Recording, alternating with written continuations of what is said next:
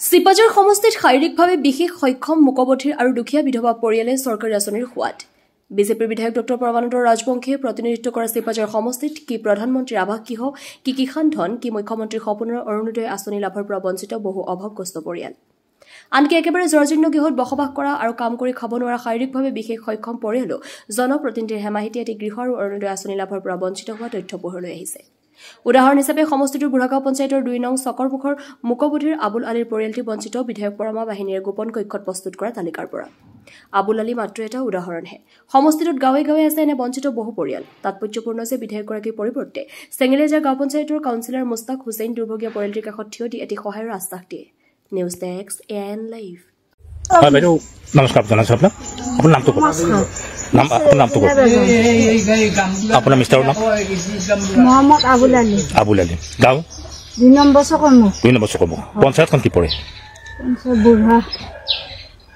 বুঢ়া পঞ্চায়ত পৰে ইয়াত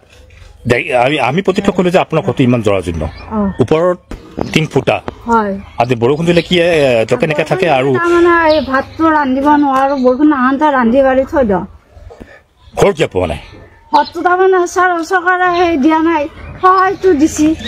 মানুহজনে তাৰমানে সেই কৰিব পৰা নাই দিব পৰা নাই কেইজন অলপমান টকা পইচা দিলেহে মোক ঘৰটো দিব পাৰে পঞ্চায়তৰ মানুহ আপোনাৰ ঘৰত আছিলে নাই আহিছে তাৰপিছত চাৰ্ভে কৰি গৈছে কৈছে তোমাৰ ঘৰটো ফাৰ্ষ্টতে আছে সেইটো কাৰণে মোৰ ঘৰটো পিছত লাষ্টত দিছে সিহঁতক দিছে ফাৰ্ষ্টতে সিহঁতে কিবা এটা দিয়ে ধৰি সিহঁতক আগে দিছে ঘৰটো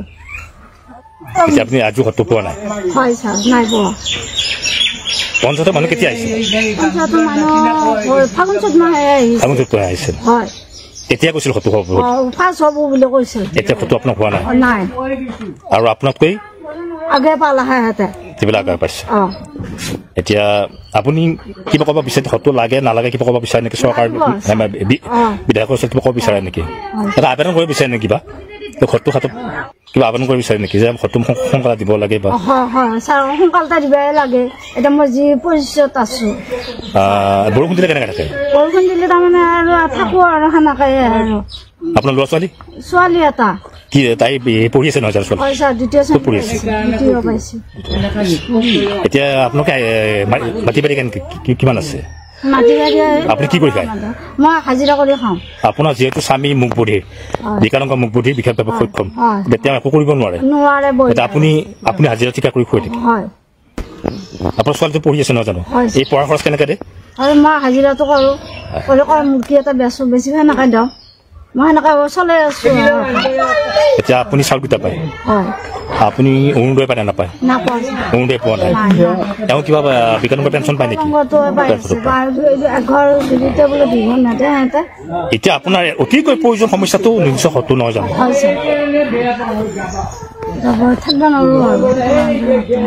মানে পঞ্চায়তৰ মানুহ আপুনি কিবা আৰু কিবা লগ কৰিছে নেকি আৰু লগ কৰা নাই এনে কেতিয়াবা গৈছিলে পঞ্চায়ত মঙলবাৰে গৈছিলো তাৰপিছত যাওঁতে সিহঁতে কৈছে আৰু হ'ব দে কিবা এটা অলপমান দিবি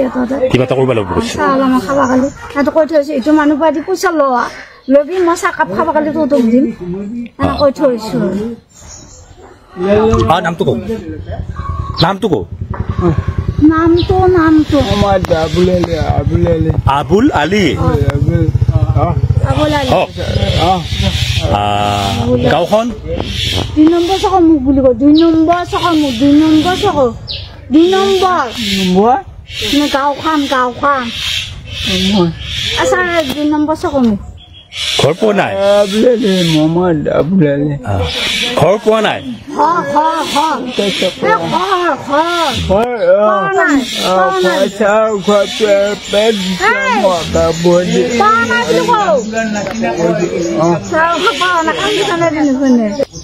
আপোনাৰ নামটো কওক মোৰ নাম মহম্মদ চাইদুল হক চকৰমুখ নহয় জানো চকৰমুখ ঘৰৰ এওঁ যে জৰাজীৰ্ণ ঘৰ এটা পৰিৱেশত আছে তেওঁ বিকলাংগ ধুনীয়াকৈ হাজিৰা কৰি খায়